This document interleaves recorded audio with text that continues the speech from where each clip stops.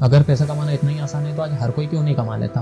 क्यों सिर्फ 10% लोगों के पास ही इंडिया का 90% पैसा है? अगर इंडिया में बिजनेस की बात की जाए तो आपको ज्यादातर दो मेंटलिटी वाले लोग पाए जाएंगे, जिसमें से कोई कहेगा कि बिजनेस ही एक ऐसी चीज है जिससे आप आसानी से आपकी सारी ख्वाहिशें पूरी कर सकते हैं, तो कोई कहता है कि जहां बायजूस और ओला जैसी बड़ी कंपनियां आज लॉस में है तो वहीं एक आम आदमी कैसे प्रॉफिट जनरेट कर सकता है? तो बिजनेस करना सही है या नहीं, पहले ये जान लेते हैं कि क्यों 90% बिजनेसेस फेल हो जाते हैं। देखो, business is directly proportional to the problem you are solving.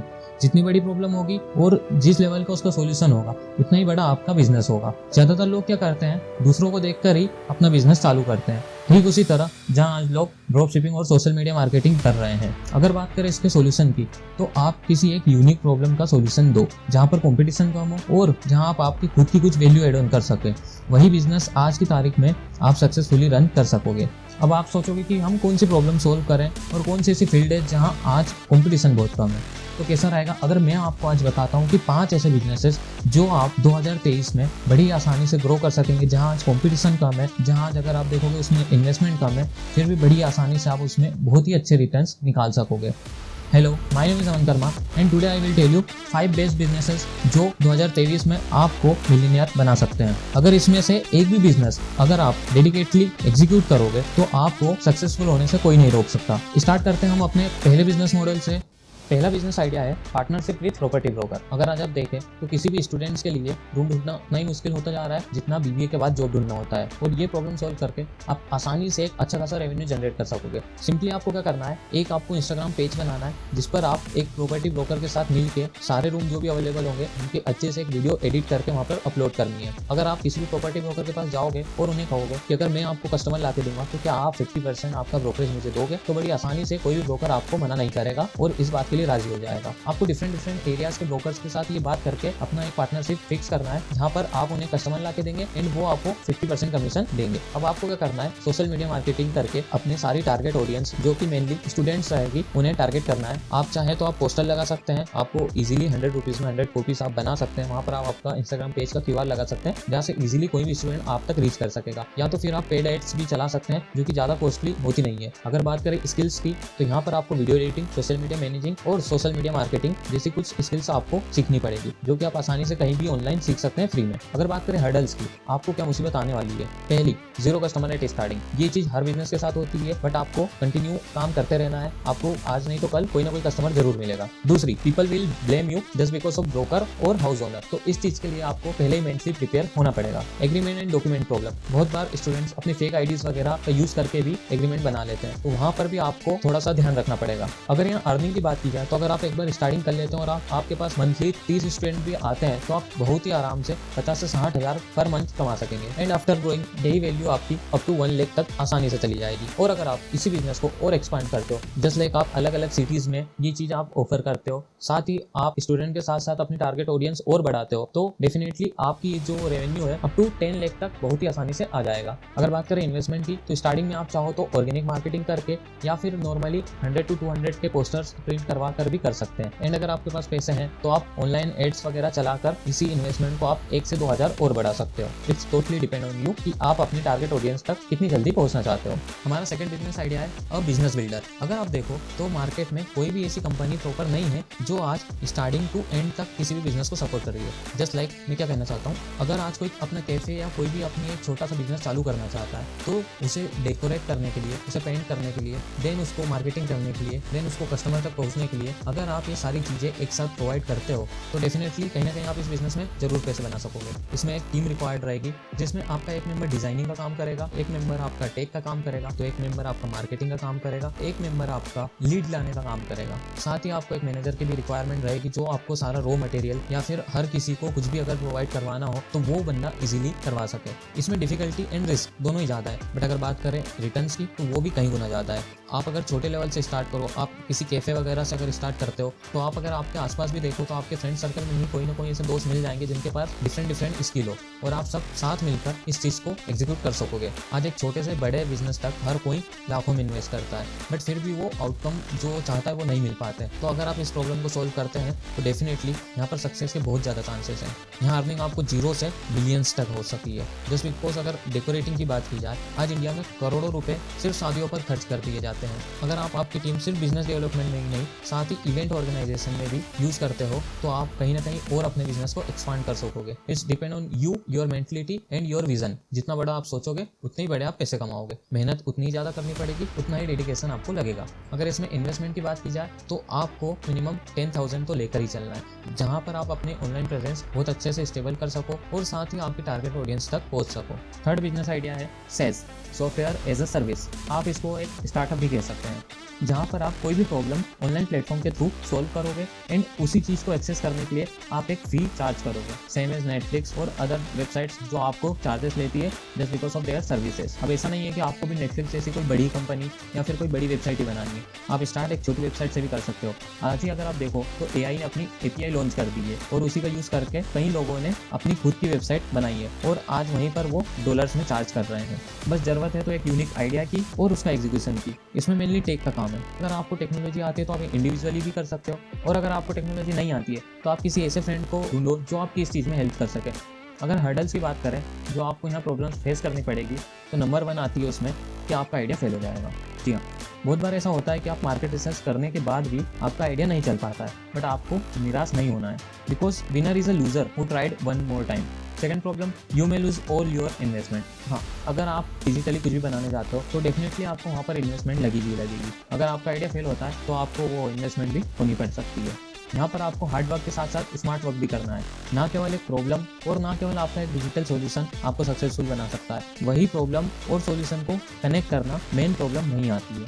एक टारगेट ऑडियंस जो एक प्रॉब्लम फेस कर रही है और आपका डिजिटल सॉल्यूशन जो आप प्रोवाइड कर रहे हो, इन दोनों को प्रॉपर फिट करना, वहीं आपको मेन डिफिकल्टी फेस करनी पड़ सकती है। अगर यहाँ पर भी अर्निंग की बात की जाए तो कोई लिमिट नहीं है, आप जीरो से लेके कहीं गुना आप कमा सकते हो। अगर इन्वेस्टमेंट की बात की जाए तो आपको इसमें मिनिमम सेम 10,000 तो लगेगी ही। जस्ट बिकॉज आप एक डिजिटल सॉल्यूशन बना रहे हो तो वहाँ पर आपको प्रोडक्शन कॉस्ट लगेगी, बट जो रिटर्न्स ये आपको देगा वो और कोई बिजनेस नहीं दे सकता है। अगर आज आप देखो तो कोई भी एक वेबसाइट ओनर अपने गूगल एडसेंस के साथ साथ अपनी जो बनाई हुई कम्युनिटी है उनको एज अ टारगेट ऑडियंस लेके एक प्रॉब्लम सोल्व कर रहा है और उन्हीं से चार्ज करके करोड़ों कमा रहा है। हमारा तीसरा बिजनेस आइडिया है एक डिजिटल प्रोडक्ट क्रिएट करना। जी हाँ, एक ऐसा प्रोडक्ट जो आप डिजिटली बनाते हो जिसको आप फिजिकली एक्सेस नहीं कर सकते। जस्ट लाइक एक ई बुक, एक ऑनलाइन कोर्स, एक कोई PDF, कैनवा के डिजाइन ले लो, ऐसी कई चीजें जो आप डिजिटली क्रिएट करके उन्हें सेल करके अच्छा खासा रेवेन्यू जनरेट कर सकोगे। अगर बात करें स्किल की तो इसमें एक स्किल जो कॉमन है वो है मार्केटिंग। ये चीज़ आप फ्री में कहीं से भी सीख सकते हो, जस्ट बिकॉज आपको अपने प्रोडक्ट की मार्केटिंग करना ही पड़ेगी आपकी टारगेट ऑडियंस तक पहुंचने के लिए। और ये चीज़ आप डिजिटल प्रोडक्ट का बिजनेस करो या कोई और बिजनेस करो, मार्केटिंग की नीड हमेशा ही आपको रहेगी। तो अगर आप बिजनेस में आना चाहते हैं तो सबसे पहले आप मार्केटिंग सीखिए। स्किल तो आपको डेवलप करनी ही पड़ेगी, बिना स्किल के आप अर्न नहीं कर सकते हैं, वो चाहे ड्रॉप सर्विसिंग जैसी चीजें भी क्यों ना हो। और अगर अदर स्किल्स की बात करें तो डिपेंड करती है आप डिजिटल प्रोडक्ट बना क्या रहे हो। अगर आप ऑनलाइन कोर्स बना रहे हो तो आपको टीचिंग आनी चाहिए, अगर आप ई बुक बना रहे हो तो आपको कॉपी राइटिंग आनी चाहिए। आजकल ये AI की हेल्प से कॉपी राइटिंग तो बहुत ईजी हो गया है, पर फिर भी एक प्रॉपर ई बुक के लिए आपको कुछ पर्सनल टचअप भी देने पड़ेंगे। ये कुछ लीडिंग डिजिटल प्रोडक्ट्स हैं जिनकी हेल्प से आप अच्छा खासा रेवेन्यू जनरेट कर सकेंगे। आप अगर इंटरनेट पर देखोगे तो इनके कई वीडियोज़ है कि इनको कैसा बनाया जाए, कहाँ सेल करना है, कैसे सेल करना है एंड अदर थिंग्स। अगर इसमें अर्निंग्स की बात की जाए तो लोगों ने सिर्फ एक डिज़ाइन बेचकर ही मिलियंस में पैसे कमाए हैं। और अगर हर्डल्स की बात की जाए तो आपको 3 महीने तक एक भी कस्टमर ना मिले, ऐसी भी कंडीशन आ सकती है। तो आपको डेडिकेटली हर जगह काम करते रहना है। हो सकता है कई बार आपको ROI, रिटर्न ऑन इन्वेस्टमेंट भी बहुत कम हो, जस्ट लाइक आपकी प्रोडक्शन कॉस्ट बहुत ज़्यादा है, बट आप फिर भी कोर्स में उतना ज़्यादा प्राइसिंग नहीं रख सकते हो क्योंकि आपकी टारगेट ऑडियंस उस चीज़ को अफोर्ड ही नहीं कर सकती है। तो हर चीज़ के पहले मार्केट रिसर्च करना इसलिए भी बहुत ज़रूरी होता है ताकि आप हर चीज़ को मेंटेन करके रख सकें और इन फ्यूचर आपको ROI कम आने जैसी प्रॉब्लम्स ना हो। अगर इन्वेस्टमेंट की बात की जाए तो आपको यहाँ पर डिपेंड करता है कि आप क्या बना रहे हैं। अगर आप एक ऑनलाइन कोर्स बना रहे हैं तो आपको बहुत ज़्यादा मार्केटिंग की जरूरत पड़ेगी। वहीं अगर आप कोई सी सर्विस प्रोवाइड कर रहे हैं जस्ट लाइक एक कस्टमाइजेशन डिज़ाइन, तो वहाँ पर यूज़र खुद आपके पास भी आएगा। So it's totally depend on you कि आप क्या बना रहे हैं और आपको कहाँ इन्वेस्ट करना है। मेनली आपको मार्केटिंग एंड आपका प्रोडक्ट लिस्टिंग, बस यही दो में आपको खर्चा आएगा। प्रोडक्शन आप खुद से कर रहे हैं, डिजिटली कर रहे हैं, तो आपको उतना ज़्यादा खर्चा नहीं आएगा। तो उस चीज़ को अगर हम ना भी इंक्लूड करें तो चलेगा। बहुत बार लोग क्या करते हैं ना, सिर्फ AI टूल्स का यूज़ करके एक पूरी ई बुक बना देंगे और उसको अमेजोन वगैरह किंडल पे लिस्ट कर देंगे और एट द एंड उन्हें कोई कस्टमर नहीं मिलता। ऐसा होने का रीज़न एक ये भी होता है कि अमेजोन और अमेजोन किंडल जैसी वेबसाइट्स आपके कंटेंट को आइडेंटिफाई कर लेती है कि ये AI ने लिखा है या फिर आपने लिखा है। एंड बहुत बार यही रीज़न रहता है जिसकी वजह से अधिकतर लोगों को सेल्स नहीं मिल पाती। तो अगर आप AI टूल्स का यूज़ भी करते हो तो टोटली आपको उनके ऊपर डिपेंड नहीं रहना है। जितना आप खुद से एफर्ट्स डालोगे उतनी ज़्यादा अच्छा आउटकम आने की पॉसिबिलिटी बढ़ जाएगी। यहाँ वर्कलोड और इन्वेस्टमेंट कम है बट रिटर्न्स हाई है, इसलिए आजकल ज़्यादातर लोग डिजिटल प्रोडक्ट बनाना प्रीफर करते हैं। हमारा लास्ट बिजनेस आइडिया है ब्लॉगिंग। Don't skip. अगर आपको लग रहा है कि सभी की तरह मैं भी आपको वेबसाइट पर कंटेंट डालकर वहाँ से रेवेन्यू जनरेट करने का बताऊंगा, तो नहीं, मैं आज आपको बताऊंगा फनल क्या होता है। अगर आप किसी वेबसाइट पर एक ट्रैफिक लाते हो, वहाँ से आप गूगल एडसेंस से तो अर्न करोगे, साथ में और कौन से ऐसे वेज है जहाँ पर आप और अपनी अर्निंग्स को बढ़ा सकते हो और कैसे उस ऑडियंस का यूज़ करके आप अपना खुद का बिजनेस स्टार्ट कर सकते हैं। तो फनल्स क्या होते हैं? बेसिकली फनल्स एक ऐसा सिस्टम होता है जहाँ आप आपके किसी भी एक यूज़र या फिर एक किसी भी आउटसोर्स कस्टमर को अपना एक आइडियल कस्टमर बनाते हो। अब वो कैसे? अगर आज आप देखो तो सोशल मीडिया पे कहीं ऐसी एड्स चलती आपको दिखाई देगी जहाँ पर आपको कुछ ना कुछ फ्री में या फिर बहुत कम रुपीज़ में प्रोवाइड करेंगे। आप देखोगे वो बहुत अच्छा है और आप वहाँ ज्वाइन करोगे और एक तरीके से आप उनके फनल में जाना स्टार्ट कर दिया आपने। अब वो एक फनल का पार्ट होता है जहाँ पर वो एक नॉन फेमिलियर यूज़र को अपने साथ फेमिलियर करवाने के लिए करते हैं और यही होता है फनल का फर्स्ट स्टेप, जहाँ पर आप अपने यूज़र से कनेक्ट होगे। देन आपको वो वेबिनार में इन्फ्लुएंस करेंगे और आपको उनकी एक्टिविटीज़ में इन्वॉल्व कराएंगे, साथ ही आपका कुछ डेटा लेके आपसे पर्सनली कनेक्ट होने की कोशिश करेंगे और एट द एंड वो अपना कोई सा हायर वैल्यू वाला प्रोडक्ट आपके सामने प्रेजेंट करेंगे और वहाँ पर जो पॉसिबिलिटी बनती है परचेसिंग की, कन्वर्जन रेशो की, वो बहुत ज़्यादा हो जाती है और इसी वजह से हर कोई अपने बिजनेस में फनल का यूज़ करता है। अब आप ये चीज़ वेबसाइट में कैसे कर सकोगे? पहली चीज़, अगर आपको नहीं पता है ब्लॉगिंग कैसा करना है, तो मैं आपको एक ट्रिक बताता हूँ। आपको दो तरीके की वेबसाइट बनानी है, एक वेबसाइट जो आपकी मेन रहेगी एंड सेकंड वेबसाइट जो टेम्प्रेरी रहेगी। अब ये जो सेकंड वाली वेबसाइट है टेम्प्रेरी, इसका आपको कैसे यूज़ करना है? आप क्या करिए, दो वेबसाइट में जो आपकी मेन वाली रहेगी उसमें आप एक आप पर्टिकुलर न्यूज़ में हमेशा अपना कंटेंट पोस्ट करते रहिए एंड जो सेकंड वाली रहेगी उसको आप सीजन वाइज चलाइए। जैसे लाइक अगर दीपावली आ रही हो तो आप उसके सारे टाइटल, मेन थीम, सभी चीज़ को एज ए दीपावली थीम में कन्वर्ट कर दीजिए। अब क्या होगा, आपने अगर ये चीज़ दीपावली के 15 दिन पहले कर दी तो अब दीपावली पर जैसे कोई भी दीपावली रिलेटेड कुछ सर्च करेगा, मोस्ट प्रोबेबली आपकी वेबसाइट वहाँ पर रैंक करेगी। अब आप क्या करोगे, वहाँ से तो आप अर्निंग कर ही रहे हो, साथ में आप वहाँ पर अपने मेन वेबसाइट की लिंक देकर अपने जो यूज़र है उनको वहाँ पर भी ला सकोगे। अगर आपको बेसिक भी नहीं पता ब्लॉगिंग क्या होती है तो आप आसानी से यूट्यूब पर कोई भी वीडियो देख के सीख सकते हो। अब सेकंड ट्रिक, जब आप वेबसाइट बना लोगे तो आपको एक ऑप्शन मिलेगा जिसकी हेल्प से आप अगर कुछ भी ब्लॉग पोस्ट, अगर आप कुछ भी आर्टिकल पब्लिश करते हो तो उसका नोटिफिकेशन डायरेक्ट आपके यूज़र के पास चले जाएगा। अब उसके लिए आपको यूज़र से परमिशन लेनी पड़ेगी। अब एक ट्रिक थी, एक इंडियन वेबसाइट पर जब वो पॉपअप पुश हुआ तो वहाँ पर उसने लिखा था क्या आप भारतीय हैं और नीचे लिखा था हाँ और ना। अब अगर कोई नीचे पूरा हिंदी में लिखा हुआ है पूरा कंटेंट तो ऑब्वियसली हर कोई हाँ ही दबाएगा, बट वो नोटिफिकेशन उसके लिए नहीं था, वो नोटिफिकेशन था आपके कंफर्मेशन के लिए कि आपको उसके नोटिफिकेशन चाहिए या नहीं चाहिए। अब ये ट्रिक उस बंदे ने लगाई। अब उसको गूगल का ट्रैफिक मिले ना मिले, वो अपने पर्सनली नोटिफिकेशन से इतना ट्रैफिक जनरेट कर लेगा कि उसकी अर्निंग और उसका ब्लॉग पोस्ट आसानी से सर्च इंजन में आगे आ सकेगा। ऐसी कुछ यूनिक ट्रिक आप भी आपकी वेबसाइट में कर सकते हो। थर्ड ट्रिक, अगर आज आप देखो तो हिंदी में ब्लॉग्स थोड़े कम है, अगर आप वहाँ पर ज़्यादा ध्यान दोगे और थोड़ा सा आपका कंटेंट हिंदी में भी पब्लिश करोगे तो ज़्यादा चांसेस रहेंगे कि आपके पास ऑडियंस ज़्यादा आएगी, जस्ट बिकॉज हिंदी में क्वालिटी कंटेंट बहुत कम लोग हैं जो आज पोस्ट कर रहे हैं। तो आप चाहो तो वो न्यूज़ भी ट्राई कर सकते हो।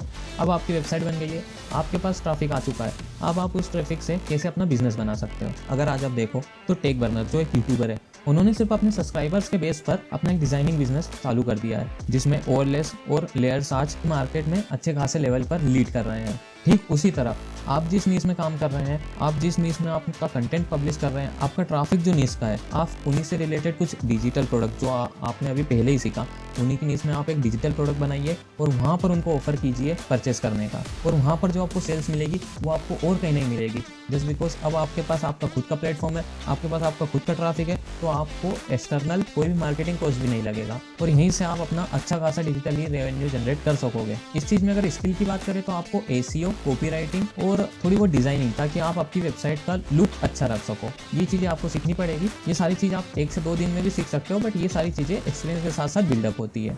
अगर आपको आपके सपने पूरे करना है तो मेहनत, डेडिकेशन और कंसिस्टेंसी, इन चीज़ों को साथ में लेकर ही आपको काम करना पड़ेगा। ये 5 बिजनेस आइडियाज तो मैंने बता दिए, अब ये चीज़ आपके ऊपर है, आप एग्जीक्यूशन कर रहे हैं, नहीं कर रहे हैं, किस लेवल पर कर रहे हैं और कितने टाइम तक कर रहे हैं। और ये जो बिजनेस आइडियाज जो आज मैंने बताए हैं, इनसे आप आपकी बिजनेस की जर्नी स्टार्ट कर सकते हैं। विश यू द बेस्ट और लगे रहो।